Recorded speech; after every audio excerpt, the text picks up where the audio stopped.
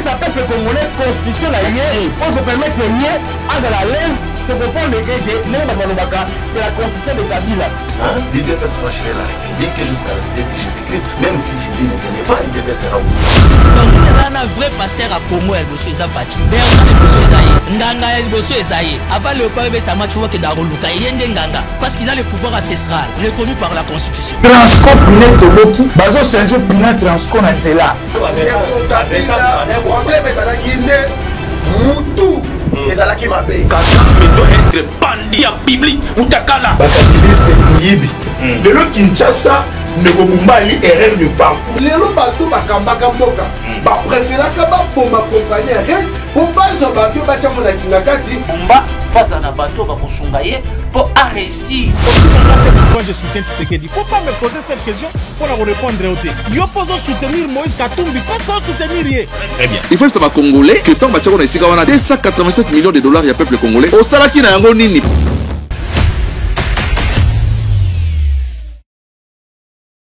En temps opportun, nous allons le produire. Monsieur le Président, on vous dit par la défense que est-ce que son état était critique? Et c'est une question que la défense pouvait poser. Quand il y a mort d'homme, la défense peut encore, la même défense à qui on reproche d'avoir tué une personne, nous dit est-ce qu'il y avait un état critique? Mais s'il n'y avait pas un état critique, le monsieur était vivant au moment des faits. Lorsqu'on est venu l'arrêter, il était à son poste de travail, il n'était pas malade, il n'était pas à l'hôpital, il était à son poste de service. Il n'était pas malade, il n'était pas à l'hôpital. On l'a trouvé où? À son poste de service. C'est là qu'on l'a arrêté, c'est là qu'on l'a roué des coups, c'est là qu'on l'amène même militaire à la primature. Mais Monsieur le Président, est-ce que faudra-t-il, est-ce que ça valait encore la peine de poser la question? Est-ce que son état était critique? C'est une question qui est sans objet. À mon humble entendement, c'est une question sans objet. Et Monsieur le Président, je crois que j'ai vidé. Pour poser des questions aux prévenus. Parce que nous sommes à l'étape de l'instruction. Des questions. L'article 186 de la Constitution de mon pays donne pouvoir aux législateurs congolais de fixer par la loi organique l'organisation et le fonctionnement de la police nationale congolaise. Et cette loi a été légiférée par les législateurs en son article 15 et 16. L'article 15 donne mission à la police, les missions ordinaires. L'article 16.5 donne comme mission la sécurité routière à la police de circulation routière. Mais, Monsieur le Premier Président, ce que nous vivons, c'est horrible, c'est inacceptable. Les policiers qui travaillent dans cette unité, c'est comme s'ils sont des parvenus.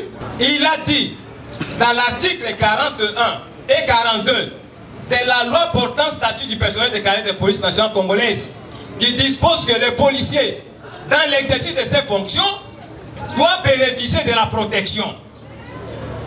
Mais ce n'est pas le cas pour les policiers de la PCR.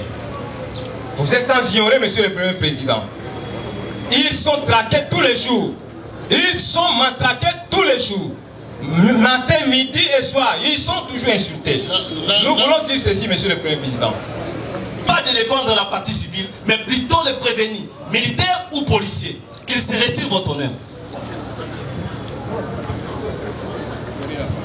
Merci, Monsieur le Premier Président, pour la parole. En dépit de notre profession de défenseur militaire, nous sommes conseillers juridiques de l'unité.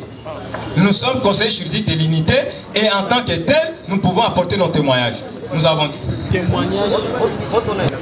Le prévenu d'Ounia nous a dit ceci. Après l'événement, ils ont accompagné la première ministre à la cité de l'OIA.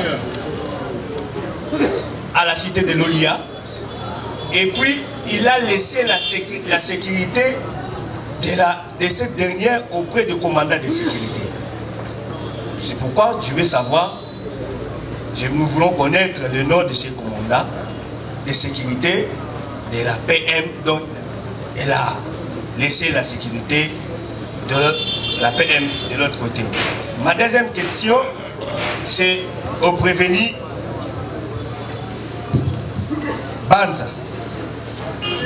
Les prévenus Banza, voilà. Les prévenus Banga nous disent ceci, après avoir reçu la victime, Kabea Senda, il a identifié, après son identification, il va l'amener à l'auditorat. Selon lui, l'acquis des droits, oui. Mais nous voulons savoir c'était quel jour et en quelle date. Merci.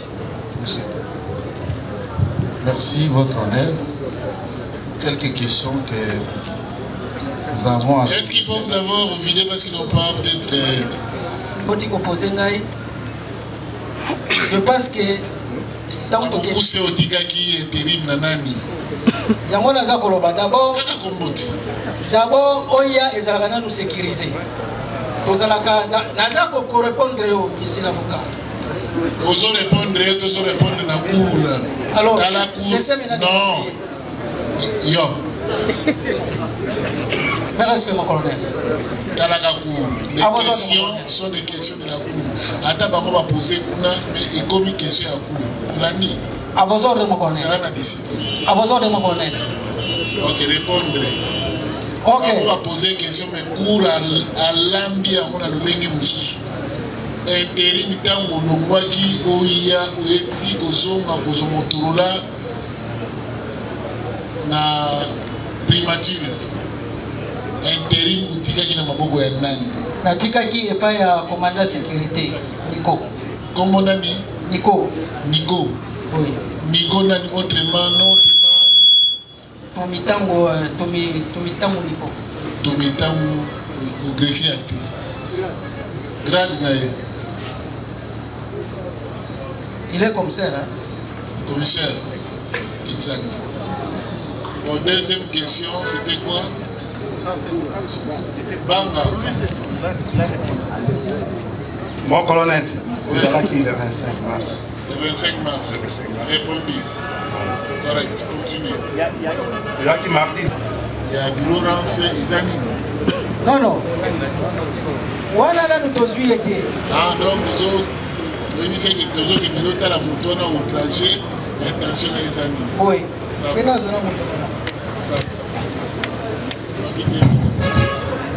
Merci beaucoup, votre honneur. Je vais commencer par ce niveau. Vous avez compris que la personne citée, Nico, qui a le grade du colonel, commissaire supérieur, c'est le numéro 1 de la sécurité du premier dame. Et mon problème est la question. Il a dit ici à la question de l'officier du ministère public. À mon retour, je fais rapport au chef de sécurité. Donc ici, vous êtes face à celui qui a exécuté les ordres. Et la Cour est en train de comprendre avec moi, comme premier préalable avant ma question, la nécessité de celui qui gère cette sécurité et qui instruit, allez, va me chercher ces policiers, de faire des vaches. Ramenez-les dans notre locaux. Et puis, il a pris une équipe pour exécuter. Si c'est le contraire, Major peut dire. Donc, c'est la forme de ma question. Si c'est le contraire, c'est que j'ai dit, il peut dire non, c'était pas ça, c'était ceci. Le colonel Nico. Voilà, le colonel. On peut évoluer. Ok, lumière, répondez.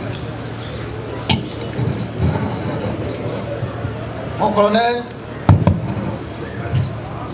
avec tout le respect que je vous dois, Nakobandana nous na Nikambuya RTNC à l'objet. C'est faux et archi faux. Le 25 mardi, nous allons qui na OIA.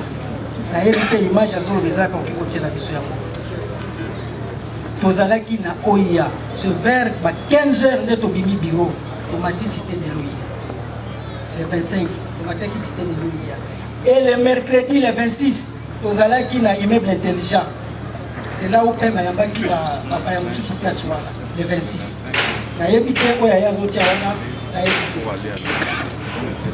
Merci mon colonel.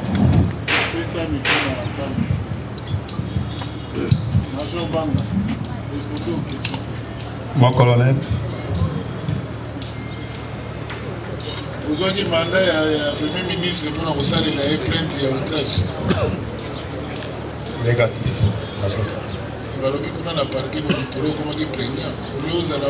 C'est faux.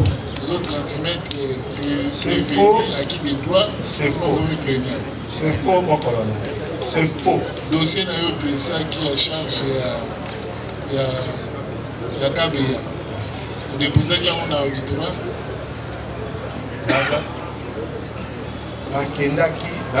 Au déposé qui dossier qui n'a pas transféré. Nazwaki identification. Nazali OPJ à compétence restreinte. Nazali limité. Est-ce que vous avez une compétence limitée? Voilà, il y a un secret professionnel. C'est professionnel, il faut y aller. OPJ, OPJ à compétence restreinte.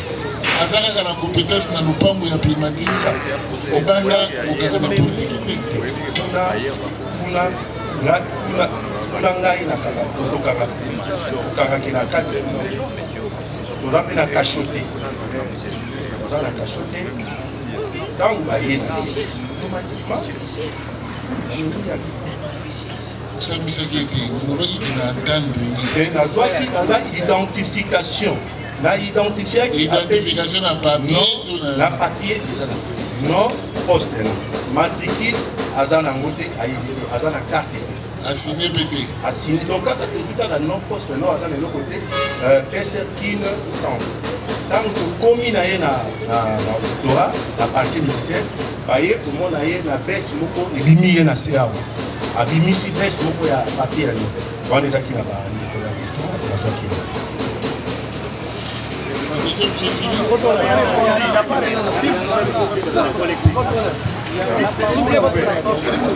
Les questions qui n'ont pas été oui, votre honneur. Le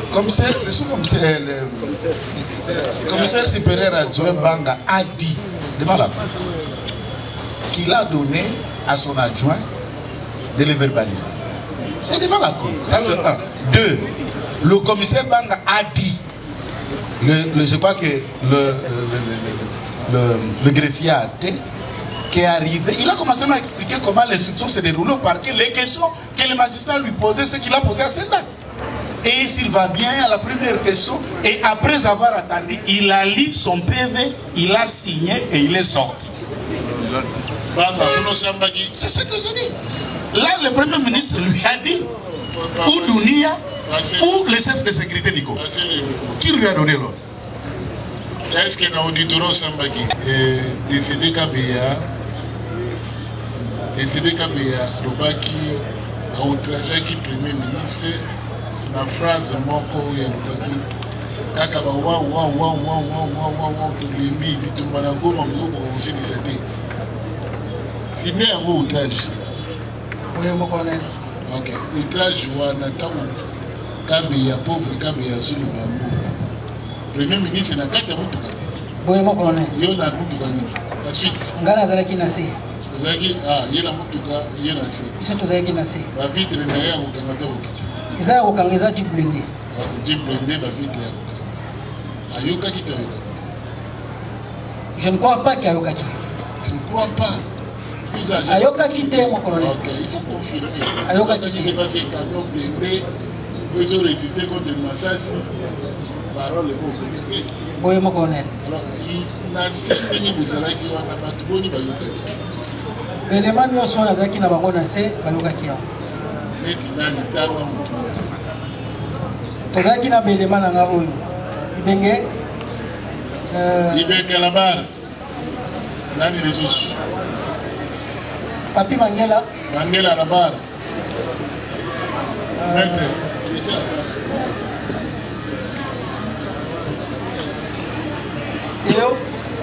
Eu, Rabat.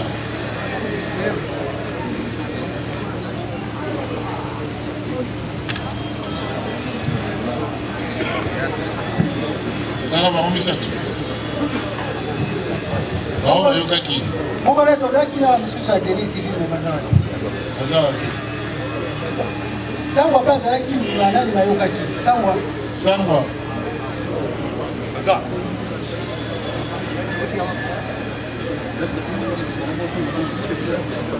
Basili kuna nani akikali nani nyonso total baza 6 outrage wana est-ce que yo oyokaki yango nzambe na matoi na yo soko oyokaki te binimela mwanza te. Merci beaucoup, Colette. Nous avons une ensemble, puis nous avons une continuité. Vous prêtez seulement, c'est là, ça là qui est là. Nous avons entendu sous seulement. Nous avons prévenu. Mais rappelons que Mimila Mwanza et faut vous y là. Oui. C'est ça, vous y là. Alors, il y a des sabisso. Yo kakikabeya azuluba nini yango epesaka colonel Kanda qui va outrager premier ministre. Merci beaucoup, colonel. Vous avez la jipa point. La major Zali Bosso, nous sommes en cime. Oyokaki nini? La yokaki maloba boye. Batuni baibisi malobi monsieur fongola porte fongola barrière tous les cas.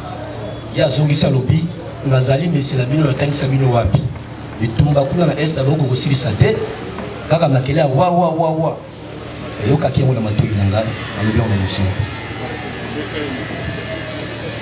tokozongela yo ha yo yokaki ngai na yokaki te mon colonel ngai nazalaki na dipe ya fermeture.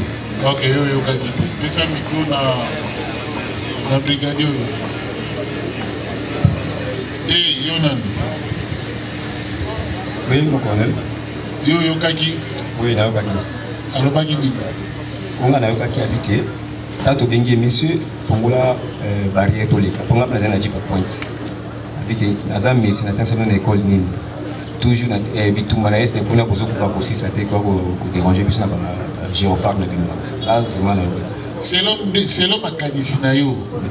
Libanga ndingo na bwakelaki na bino o bosengaki service to abwakelaki maman première dame, disons, premier ministre Swazaki Nagato.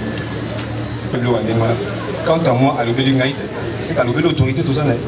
Mais elle dit bien que l'autorité a la carte de Moutouka fenêtre, a la carte de Moutouka blindé, fenêtre, à Koukanga hermétiquement. À Boyogate. Parce que, Bisso, à l'obélingaï Bissoté. Pour l'anga, à l'obélingaï Bissoté. Est-ce que Bitoumana est maman premier ministre Moutouka Masoudan? Masoudan, il va beaucoup. Et alors? Tant que vous observez que nous avons dit que nous avons dit que le Premier ministre, c'est ça que nous avons dit Messi. Nous n'avons pas d'école primaire, Messi, moi, Messi. Moi, Messi. Nous avons dit Messi, nous avons dit c'est ça que nous avons dit. Nous avons un cortège du Premier ministre, Fongola Bissoto Leka. Dès alors, nous répondons à Bissoto. Est-ce que Pinza, non, tout ce monde, pour tout le monde, à côté du Premier ministre, Ningele Kaka. Nous disons, ce monde à moi, et à côté du président de la République, ce qui est sur la carte. Nous y avons un cortège de la Garango. Est-ce qu'il ne faut pas que nous signons notre service pour la barrière? Tout le monde, autant de monde, de la chimie, de Panzana.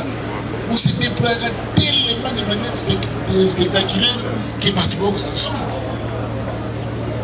bon, vous dites que vous avez libéré kaka na balabala nde bobandi kosenga ye bapardon bobandi kobenga ye messie hein dunia répondre comportement wana eza anormal par rapport na lolenge ya bapolisier batambusaka bapolisier omona bamosusu meme député bade député ya pamba député badéputé na biso omo député mosusu aza ye moko panza embouteillage na liboso ya palais du peuple mais nayebi te nani afukaka toyebi lolenge bobiraka mais la cour se trouve cour azokokamwa ke 7 personnes babondela policier moko alongola libende na balabala alors que ndenge toyebeli bino bokoka koya na lokolo sukume kolokola balon awa peme alingaka violence te Ah, violence T. Partout, ma PSR Bazana Nzela, l'engue sur le cortège à premier ministre César Kouya. Ce qui a embouteillage Ezali, le sénateur Kabi, commandant, premier ministre César Kouna, embouteillage César Makassi. Ce qui m'a Ezali, au Sangana, au Samusana. Mingi pe awa na mot des arts. Bango pe topera kana bango mingi. Bango kutu en soir babi, bo benga ya kota sans miki boy. Esa kana bité alina sans miki. Pozo ke de pesika moko ya précité. Donc toya kananu na kimia, biso toya kanene na kimia, to senga. Bon mobulu ya kakam. Totikala ko sala mobulu te mo colonel. Bon, brutalité, il y a des campos qui me bandent. Si kala ko sala brutalité te mon colonel. Ne ko so bana lingala to ya kana na kimé. Bon, ça dit brutalité ya kasa. Te ta on se za lingala mon colonel. To sala ka brutalité te. To sala ka tambo kangi kabeya. Bokangi la na lolenge ni. Mon colonel naza ko bandela yango kabeya akangama kite. Kabeya atikali ko kangama na ngi ko kangama mutu na bolembu bakanga mutu ndingi. C'est la brutalité, parce qu'il y a un moment d'arrestation, c'est un acte brutal. Lorsqu'on a dissocié arrestation de la brutalité. Parce qu'arrestation, c'est quoi? C'est priver quelqu'un de son droit d'aller et venir. C'est tenir quelqu'un en état en respect. Yoko bouger. Réflexe à mon désami, à Koluka Kima. Yoko Lukanini, Okanga. Mais il y a une brutalité, j'ai banni, on a banni au Wellana. Voilà les bandits. Mon colonel, quand tu interpelles qui est, l'État n'a qui m'a l'air bazuye, Kabe a tika même pas que ça la mou, que dengue za la Kabe a salé mon boulot. Bon, tant pourquoi il n'est qu'au Tchaï n'a sé à Kiti. Mon colonel, tu tiens Kabe a n'a sé à Kiti vraiment l'olenge et za koloba maté. Kabe a tant que tu matin à Djip. Adjudant, mon major. Avanda ki kutu na kiti place ba garde ba vanda kawana escort. Kabe ya vanda ki wana. Yebo ta akoki ko sauter na etana na zaki na ngoya kwiti. Akoki pa ide wele ke ta tozo bima a sauter to me mangambo. Ebisiye longwa wana kitakota na nani. Kabe ya mati mon colonel Kabe ya mati ye moko anyati kutu place bato bavanda kamati ye moko ti akiti azaki la position boye Kabe azaki la position boye koloba ke ba kangise kota na Bercy non Bercy na biso pe nani na ngwasi ma efungwa makate donc amataki après ye moko akoti Kabe azalaki o ba brutaliser Kabe ya mon colonel wana eza lokuta. OK. Ça peuple congolais constitution la yé on peut permettre yé à la l'aise de comprendre les gars même dans Malobaka c'est la constitution de Kabila. L'IDPS va gérer la République jusqu'à l'arrivée de Jésus-Christ même si Jésus ne venait pas l'IDPS sera où. Donc il y a un vrai pasteur à Congo et monsieur Zafati. Bersa le monsieur Ezaïe. Ndanga le monsieur Ezaïe. Avant le peuple Tama tu vois que Daroluka yende Nganga parce qu'il a le pouvoir ancestral reconnu par la constitution. Transcop net Toboki bazo changer pina transcop na Nzela. Problème ezalaki nde mutu ezalaki mabe kasambe doit être bandit en public mutakala bakabiliste muyibi lelo Kinshasa ndeko Mumbali erreur de parcours lelo bato bakambaka mboka bapréféraka baboma compagnie rien po baza bavio batiamo na kinga kati Bumba face à Nabato bakosunga ye pour réussir. Moi je soutiens Tshisekedi. Faut pas me poser cette question pour la répondre au thé. Yo pose soutenir Moïse Katumbi, pas soutenir ye. Très bien. Il faut savoir congolais que tant bachako na isika wana 287 millions de dollars ya peuple congolais. Au salaki na yango nini?